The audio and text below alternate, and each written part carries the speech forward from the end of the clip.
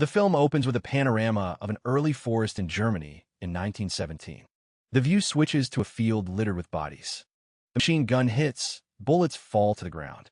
German soldiers in a trench are preparing for an attack, climbing the stairs under fire. Some fall dead, but the rest continue to fight. In the next scene, the survivors are clearing away a pile of bodies. Bloody clothes are removed from the dead and sent to the laundry, where they are washed, dried, and mended. Clean clothes return to the front. It will still serve. The main character is a young man, Paul, who rides his bicycle to his graduation. Classmates volunteered for the front, but my father did not sign the permit. The guy has to forge a signature so as not to be expelled from the team. Volunteers listen to a touching speech from the director, who calls them the pride of the nation. He is confident that in a few weeks they will enter Paris. The youth greeted this phrase with cries of joy. Soon the volunteers receive their uniforms. Pavel cannot hide his joy, but they notice a tag with a foreign name. The officer tears it up, saying the uniform is too small for the previous owner. Under the table lies a stack of tokens in memory of those killed at the front. And so the recruits march in joyful ranks to war. You can see impatience and anticipation on their faces. The action moves to the north of France. The lieutenant briefs Paul's squad in the back of the truck. Young people joyfully chant, "Welcome to Paris." The medic slows down the car. The wounded have to be carried, which means they will continue to walk. Before they can reach the trenches, explosions are heard nearby. The gas command sounds. Pavel helps his comrade put on a gas mask, but he himself has no time, which does not escape the commander's attention. He tells him to keep it on until the lights go out. Arrival at the position was marred by rain. Having removed Pavel's gas mask, the commander orders the arrivals to draw water from the trench. The hero meets Kaczynski, who teaches him how to warm his frozen hands in his pants. Scooping up water with pots, classmates say that this is not how they imagined war. Paul leads the night watch in a crop top. Friends discuss how the first French will be killed. Optimism has not yet disappeared from them. Hearing the noise, they rush to the sites, but rats are gnawing on the corpse. Suddenly a return shot flies into Paul's head. He falls back, but the bullet only knocks his helmet off. A veteran came up and advised us not to stand and change positions after each shot, as young people do. Later artillery fire began. The young people are ordered to hide in a bunker. A school friend begins to go hysterical from the sound of explosions. Veterans say the artillery advanced a little further. The Franks are advancing. Another newcomer lost his temper. He tries to escape, ignoring the commander's orders. As soon as he gets out of the opening, he is torn to pieces by a nearby explosion. The bunker supports are sagging. The commander calls to leave the premises, but not everyone has time to do this. Paul collects the signs of the dead and steps on his glasses in the dirt. Same as my classmate. His body lies nearby. The hero cannot hold back his tears until a scream wakes him up. And we returned to collecting tokens. Later, the bloody tokens are sorted at headquarters, compiling lists of the dead. With the dream list, the officer goes to the head of the Truce Commission, Erzberger. A person capable of fighting even the Avengers will have to report his losses to headquarters. In occupied France, Paul is driving a truck through the snowy expanses. Having gone out into the field, he and Kaczynski wandered to a lonely company at the edge of the forest, where an older comrade was climbing over the fence. Voices and dogs barking are heard. The German was burned. Kaczynski runs out with a goose under his arm and, like the former intellectual Penikovsky, runs away. Paul runs after him, and the owner shoots him with a double-barreled shotgun. Upon their return, the soldiers have a feast, enjoying fresh meat. Later they see peasant women passing by. One of them, Franz, runs out to meet them and volunteers to accompany the girls.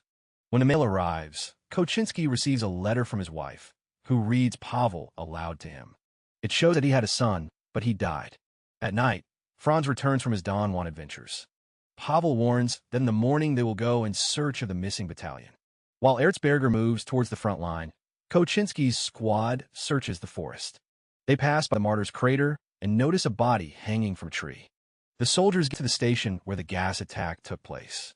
As they comb through the junkyard, Kropp opens a poster of a woman. Paul finds dozens of dead people in the corner room, a missing battalion of recruits among yesterday's students who took off their gas masks too early. The general is informed that the French are preparing an offensive.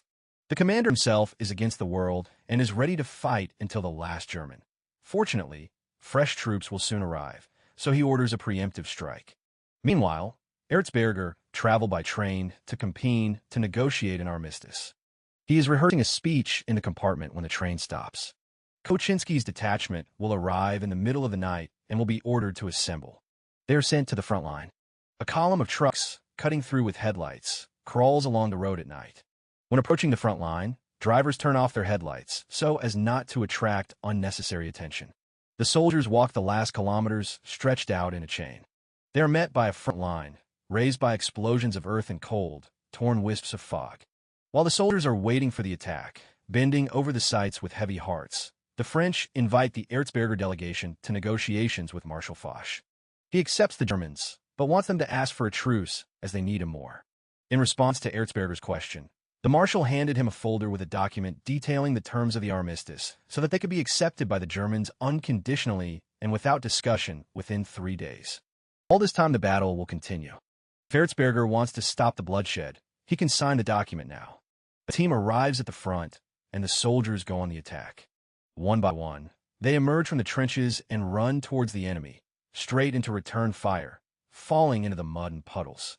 As Paul watches, the explosion kills the approaching sergeant. Boche machine guns mowed down the Fritzes, but did not stop the attack. Only a lucky few managed to get close enough, including Paul. He throws a grenade into the trench and runs to finish off the enemy. The comrades who broke through cleared the trenches and threw grenades at the dugouts. In general, they do everything they should. The hero must kill that same young Frenchman with a sapper shovel.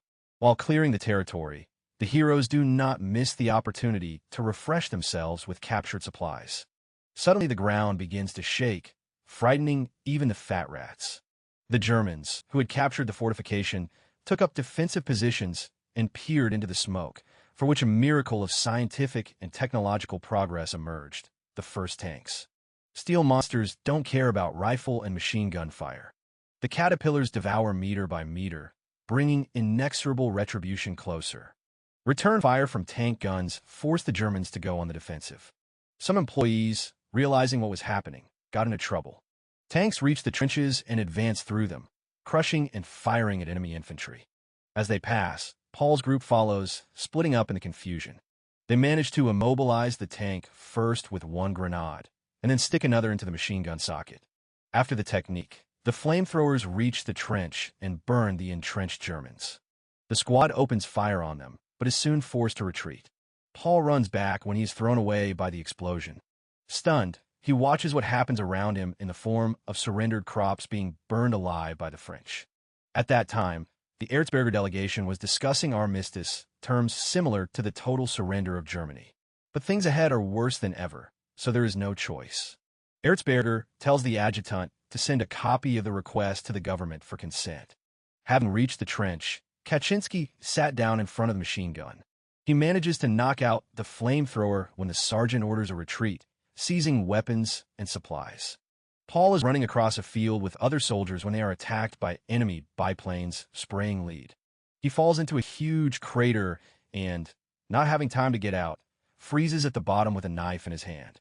The hero finds a Frenchman aiming at him, but the explosion throws him into the same hole. Paul approaches him and, before he can reach the rifle, stabs him with a knife. They lie next to each other. One is powerless, the other is drowning in blood. Unable to listen to the death rattles, Paul crawls out and picks up his helmet on a stick. She was immediately hit by a shot.